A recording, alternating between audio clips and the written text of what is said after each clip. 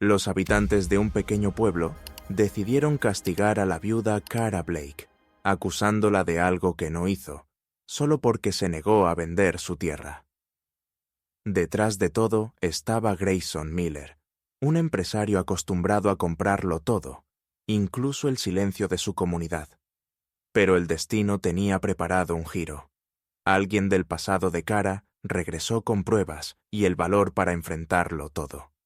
Escucha cómo este drama dio un giro inesperado, y por qué, al final, la justicia logró imponerse. Era aún de noche cuando Cara Blake se despertó. El cielo tenía ese tono azul denso, justo antes de que el sol intente salir. Pero no fue la luz lo que la sacó del sueño, sino un sonido seco, irregular, casi antiguo. Pasos, pisadas en tierra húmeda, voces contenidas, pero decididas, un murmullo que no se parecía a nada bueno. Al mirar por la ventana, vio antorchas encendidas. Unas 10, no, 20 personas reunidas frente a su casa, algunos con faroles, otros con mantas sobre los hombros, como si se hubieran levantado directamente de la cama para estar ahí. Uno llevaba una cuerda, otro una pala. Cara se quedó quieta por un momento. Parpadeó. Pensó que seguía soñando. No lo estaba. Se cubrió con su viejo chal gris, calzó unas botas sin abrochar y salió al porche. No pasó ni un segundo antes de que comenzaran los gritos. ¡Ahí está! ¡Bruja! Ella provocó el incendio. Thomas nunca habría muerto solo. La miraban como si fuera una amenaza, como si no la conocieran, como si nunca les hubiera dado pan caliente en invierno, ni cuidado a sus hijos cuando no había médico. Ya no era la misma mujer. Ya no era Cara de Thomas. Ahora solo era la viuda, la que no lloró lo suficiente, la que no vendió su terreno. Esa tierra, fértil y amplia, junto al arroyo, había sido codiciada por años. Grayson Miller, el empresario más influyente del condado, la había querido para un centro comercial. Había ofrecido una suma generosa. Cara se negó, con la misma calma con que respondía siempre. Mi esposo y yo la cultivamos con nuestras propias manos. Esa tierra no está en venta. Entonces vino el incendio. Una noche sin tormenta. Nadie entendía cómo había empezado. El establo quedó reducido a cenizas. Thomas murió dentro. La casa, sin embargo, quedó intacta. Demasiado intacta, según algunos. Los rumores comenzaron como gotas. No asistió al funeral como debía. Pasa mucho tiempo sola. La escuché hablar con alguien que no estaba allí. Las gotas se convirtieron en río. Un río de sospechas que desembocaron esa madrugada frente a su casa. Y el alcalde, Jude Howard, viejo amigo de la familia Blake, apareció en medio de la multitud. Lo recordaban abrazando a Thomas en la feria del año pasado, brindando por los tiempos mejores. Pero ahora estaba ahí, con la cara dura, sin decir nada, sin levantar una mano. Ese silencio fue el permiso. La multitud lo entendió como una señal. «Hay que hacer justicia», gritó un hombre. «El pueblo no olvida», rugió otro. La soga ya colgaba del roble frente a la iglesia. El mismo árbol que arrastraba historias oscuras que nadie en Willow Creek quería recordar. Cara miró la cuerda, después al pueblo, y no dijo una palabra más. No temblaba, no lloraba. Estaba sola. Y nadie, ni una sola persona, dio un paso al frente para defenderla. Apenas comenzaba a salir el sol, y ya parecía el día más oscuro que ese pueblo hubiese visto jamás. Después de aquella mañana, el pueblo de Willow Creek pareció volver a la calma. Pero era una calma falsa. Nadie decía nada abiertamente, pero las miradas, los murmullos y los gestos hablaban por sí solos. Cara Blake no salía de su casa. Cerró la verja, apagó el teléfono y esperó. En las calles, los rumores seguían creciendo. Algunos aseguraban que Cara se había encerrado por miedo. Otros decían que estaba tramando algo. Nadie parecía recordar que solo hacía 3 meses había perdido a su esposo en un incendio que nadie supo explicar. Tiene algo raro en la mirada, decía la cajera del supermercado. Demasiado seria para una mujer sola, comentaba una señora frente a la iglesia. ¿Y su tierra? ¿Por qué nadie más puede tocarla? La tierra. Todo giraba en torno a eso. Su propiedad estaba ubicada en un punto clave, fértil, amplia, y justo en la zona donde Grayson Miller, empresario local, quería construir un nuevo centro comercial. Era el único terreno que no había podido comprar. Todos los demás ya eran suyos. Grayson era conocido por su paciencia. Siempre obtenía lo que quería, con dinero, favores o promesas. Hacía años que intentaba convencer a Kara de vender. Incluso cuando Thomas aún vivía, ya lo había intentado. Pero ella siempre respondía igual. Esa tierra era parte de su familia. No estaba en venta. Después del incendio, todos pensaron que ella cedería, que se iría, que perdería fuerzas. Pero no lo hizo. Se quedó. Trabajó sola. Y eso fue lo que más molestó a muchos. Nadie puede ser tan fuerte sin esconder algo, decían. El alcalde, Judd Howard, sabía que la situación era delicada. Él había sido amigo de Thomas. Había compartido cenas en esa misma casa. Pero ahora las cosas eran distintas. Como alcalde, debía pensar en el bien común. Y Grayson le había ofrecido fondos para renovar la escuela, construir un pequeño parque, incluso apoyar su campaña. A cambio, solo tenía que facilitar el proceso de adquisición de la tierra. Nadie lo dijo con palabras.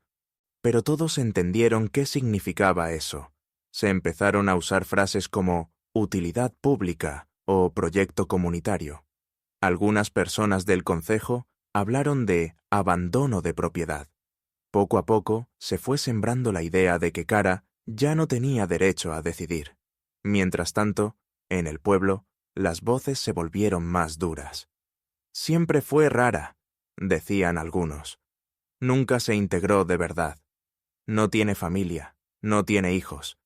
¿Para qué quiere tanta tierra? Kara notaba los cambios. Algunos conocidos ya no la saludaban. Los niños que antes jugaban cerca de su campo ahora lo evitaban. Los autos pasaban más lento frente a su casa. Alguien tomó fotos desde la carretera. Otro dejó marcas en la cerca. Ella no dijo nada. No pidió ayuda. No llamó a nadie.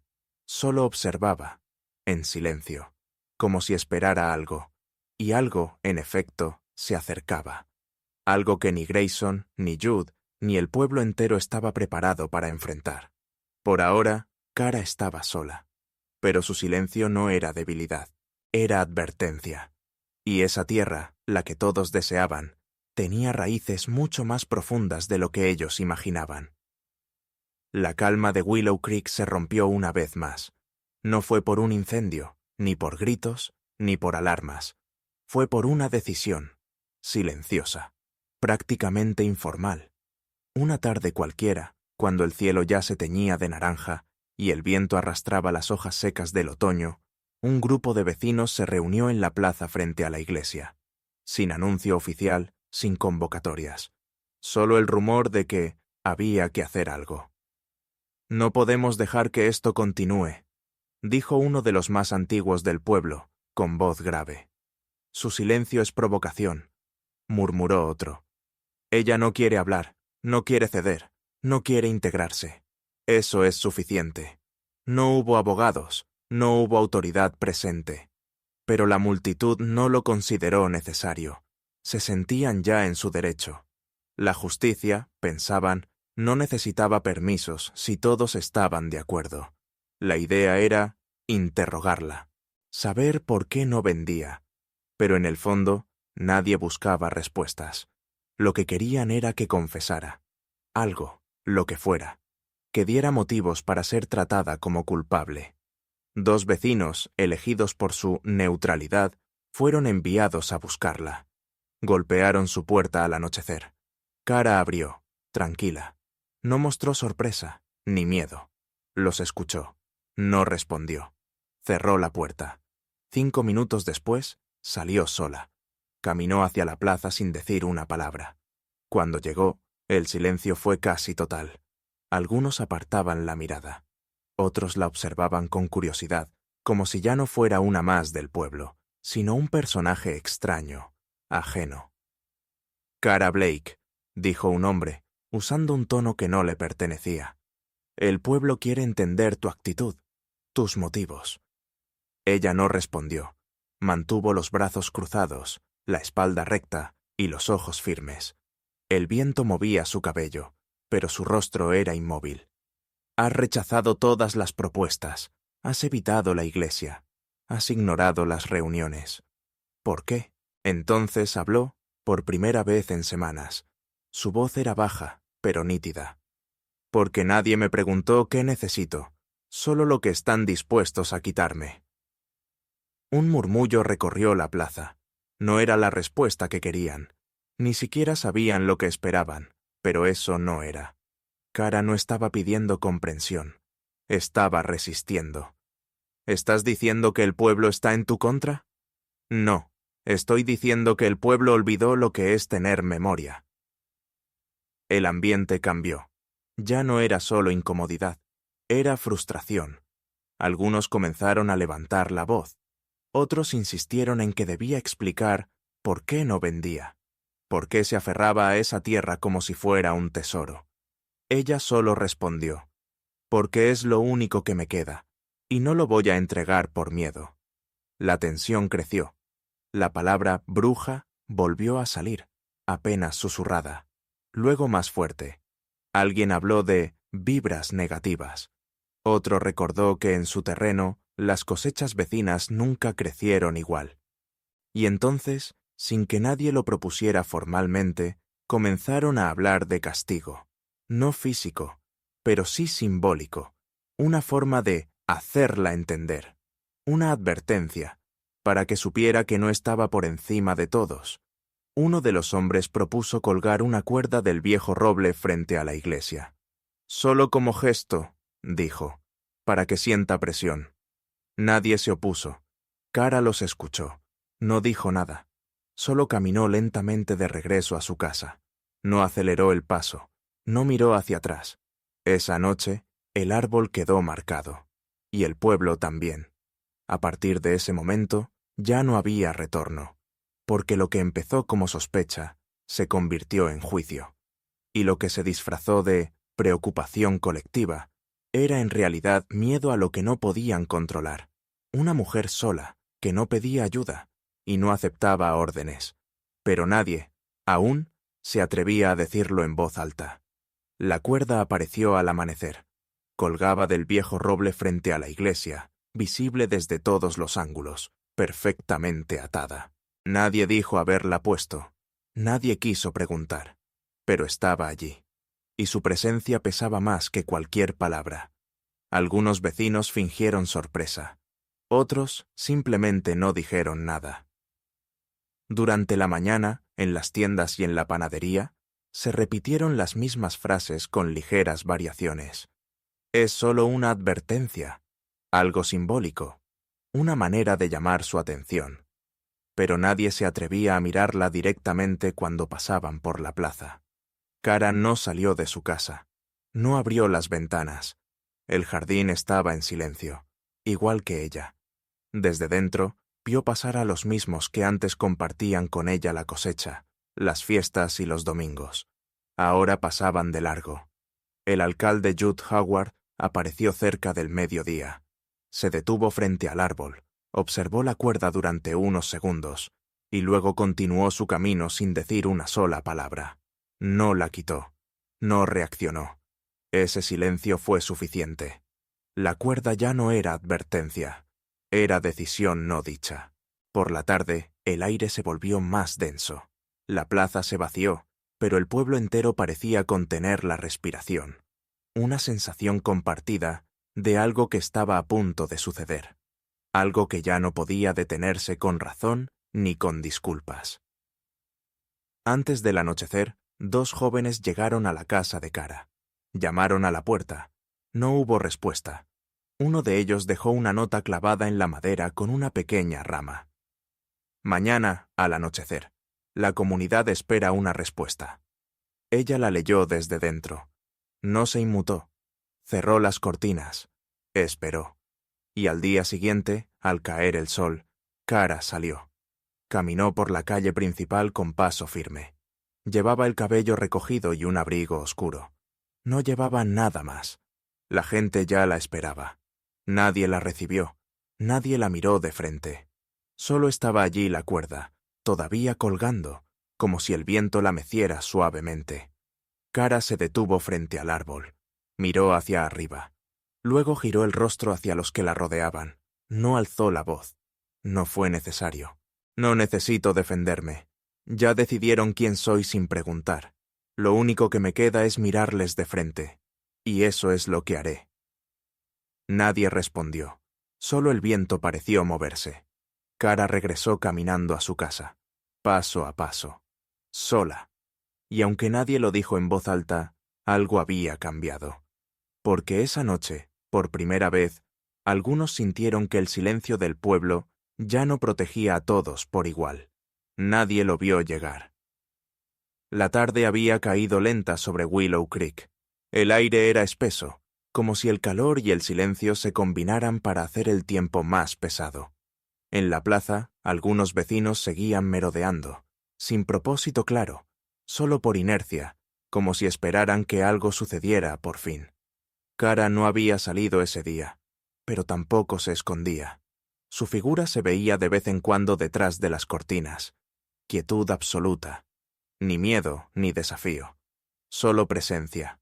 Y entonces, sin anuncio, sin ruido, apareció un hombre caminando por la carretera polvorienta que venía del sur. Llevaba una mochila al hombro, la ropa manchada por el viaje, el rostro endurecido por el sol. Tenía una expresión extraña. No era rabia, ni cansancio, ni tristeza. Era como si hubiese venido a cerrar algo que había estado abierto demasiado tiempo. Al llegar a la entrada del pueblo, algunos lo miraron, pero nadie lo reconoció de inmediato, hasta que alguien susurró, casi con incredulidad. Es Nathan Cole. Ese nombre cayó como piedra en el agua.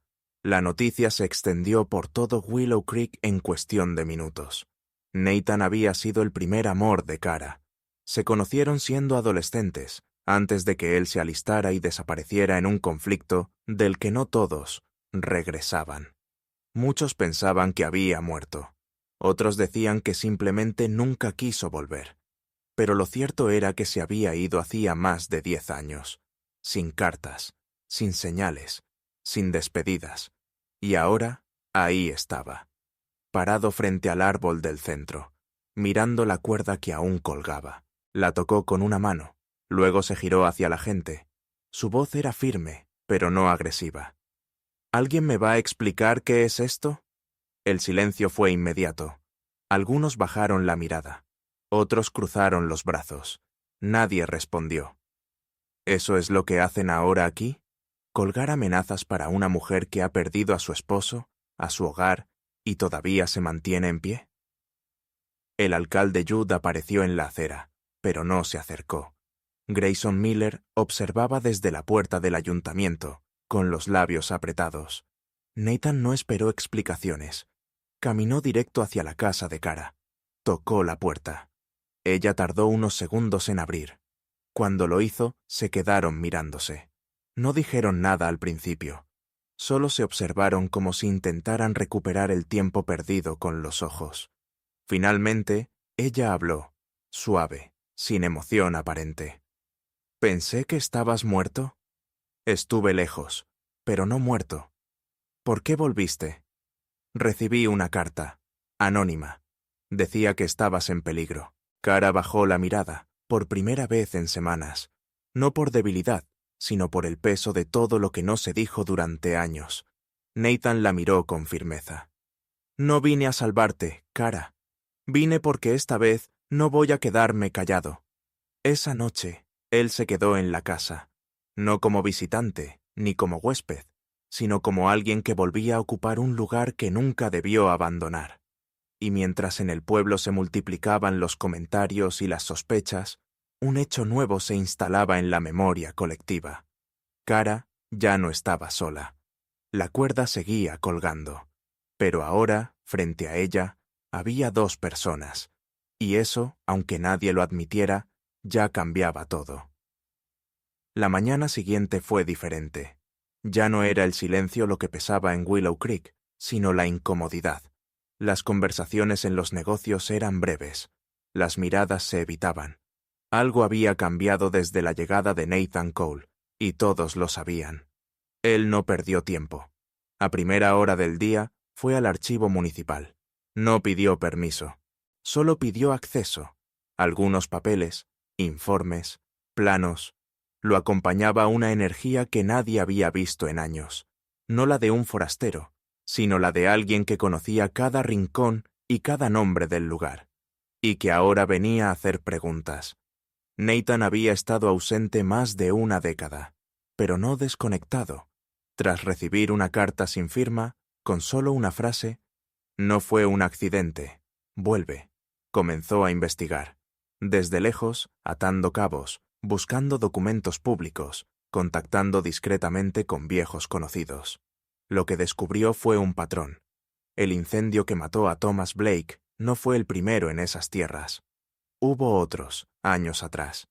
Pequeños, discretos, siempre en zonas vinculadas a futuras obras de construcción. Ninguno investigado a fondo. Y todos, de un modo u otro, llevaban un nombre en común: Grayson Miller. Esa mañana, Nathan reunió las pruebas que tenía: registros, fotografías, copias de correos electrónicos, informes de seguros, fragmentos que por sí solos parecían inofensivos, pero juntos formaban una imagen clara.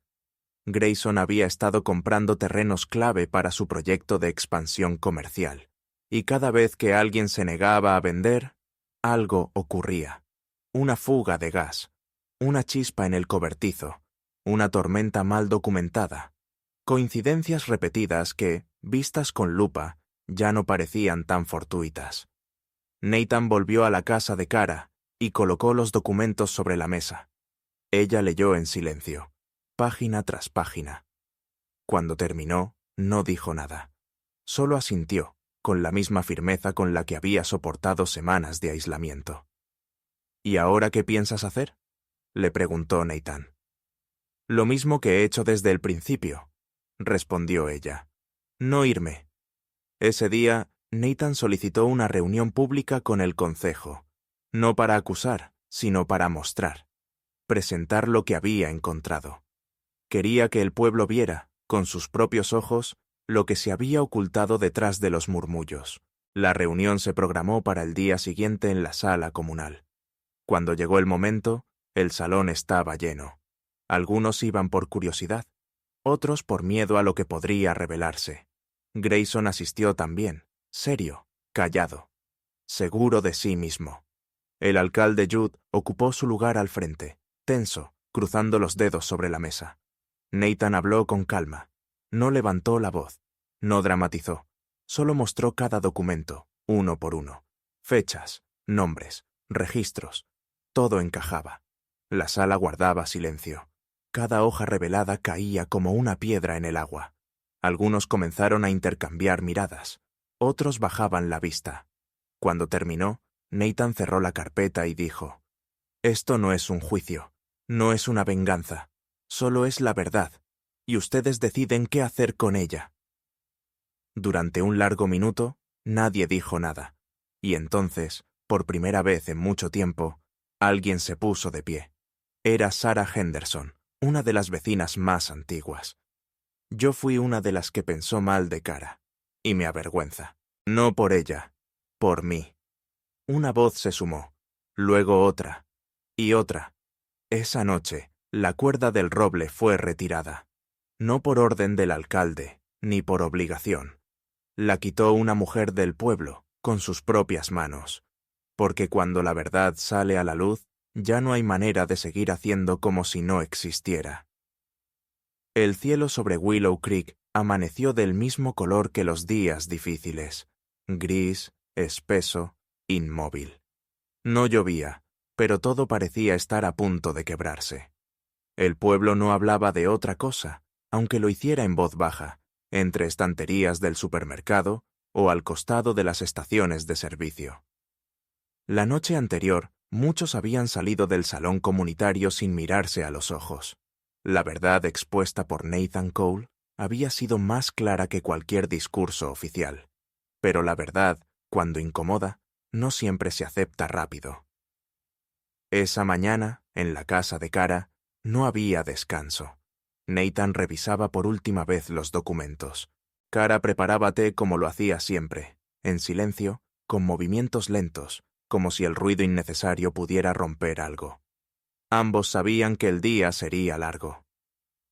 A las 10 en punto, un vehículo oscuro con placas del estado se detuvo frente al ayuntamiento. De él bajó un oficial con gesto serio, acompañado por 2 asistentes. No saludó a los vecinos que miraban desde las aceras. No se detuvo a tomar café. Entró directo. El alcalde Judd Howard salió a recibirlo con una cortesía forzada.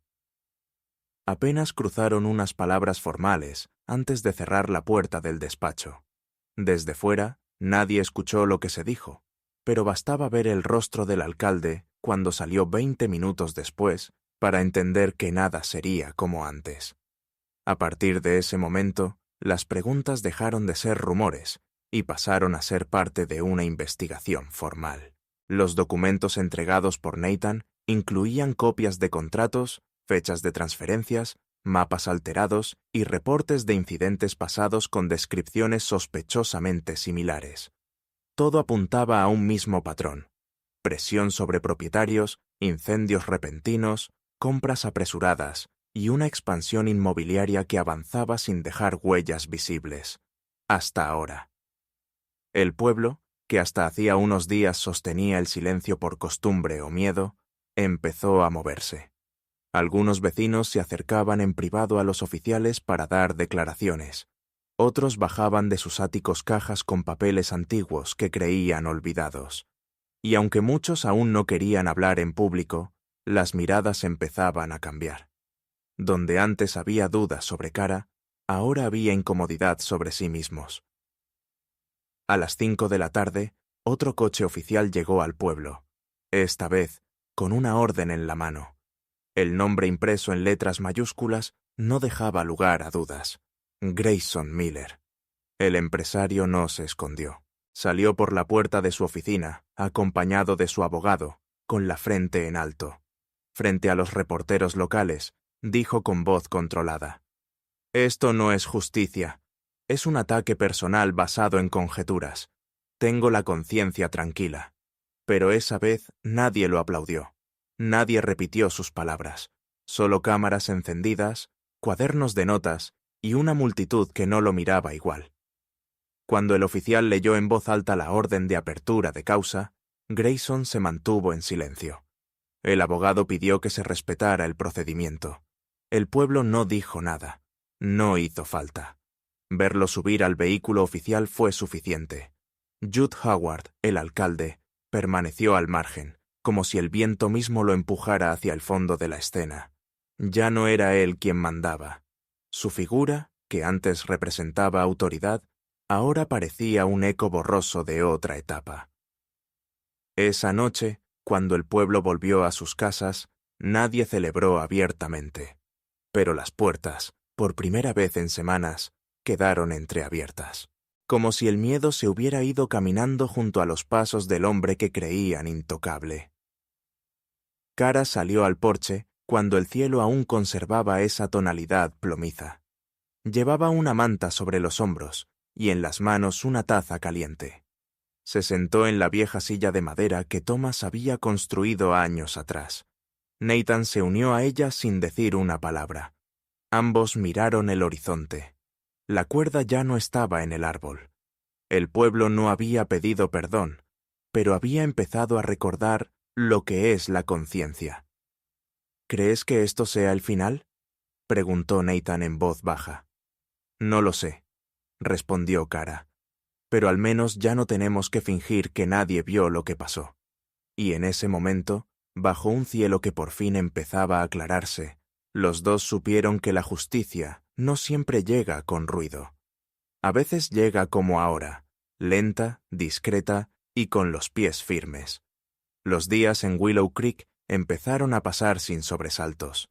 La tensión que una vez cubrió cada rincón del pueblo ahora se diluía lentamente, como la niebla al amanecer. Las conversaciones volvieron a centrarse en cosas pequeñas: la cosecha, el clima, los preparativos para la feria anual. Pero debajo de esa superficie de rutina, algo había cambiado profundamente. Ya nadie hablaba de Cara Blake con miedo o desconfianza. Su nombre no se susurraba, no se discutía, se respetaba. Y ese respeto no venía de discursos públicos ni de disculpas oficiales. Venía del peso de los hechos, de lo que ella soportó sin quebrarse. La casa, que antes parecía una frontera, era ahora solo una más del paisaje. Pero en su interior, la vida se sentía distinta. Cara había vuelto a plantar con más orden, más intención. El huerto crecía mejor. La tierra, por fin, parecía responder a su calma. Nathan seguía allí, como si nunca se hubiera ido. Compartía los días con ella sin reclamar protagonismo, con un cuidado que no necesitaba palabras. Desayunaban en silencio. Se cruzaban miradas sin prisa. A veces él contaba historias de los lugares donde había estado. A veces ella lo escuchaba sin comentar, como si esas palabras fueran parte de algo que solo ahora comenzaba a entenderse. Una tarde, mientras recogían leña cerca del arroyo, Cara se detuvo y miró a lo lejos, donde el cielo comenzaba a dorarse. ¿Te quedarías?, preguntó, sin mirarlo. Nathan sonrió apenas, sin sorpresa. Ya me quedé. No necesito decidirlo de nuevo. Ella asintió. No con entusiasmo, sino con la seguridad tranquila de quien ya no tiene miedo a confiar. La justicia, en su forma legal, avanzaba lentamente. Grayson Miller había sido formalmente imputado, y la investigación se ampliaba a otros terrenos, otros acuerdos, otros nombres. Algunos del pueblo aún se resistían a mirar atrás, pero la mayoría empezaba a aceptar que lo que parecía normal durante años había sido profundamente injusto. Cara no hablaba de eso, no celebraba, no buscaba reconocimiento, pero dentro de su casa, en los pequeños gestos cotidianos, como dejar la puerta sin traba por las tardes o compartir una taza de té con una vecina que antes no se atrevía a acercarse, se notaba que algo en ella había cambiado también. Una noche, sentados en el porche, Nathan le preguntó: ¿crees que esto se terminó? Cara tardó unos segundos en responder. No lo sé.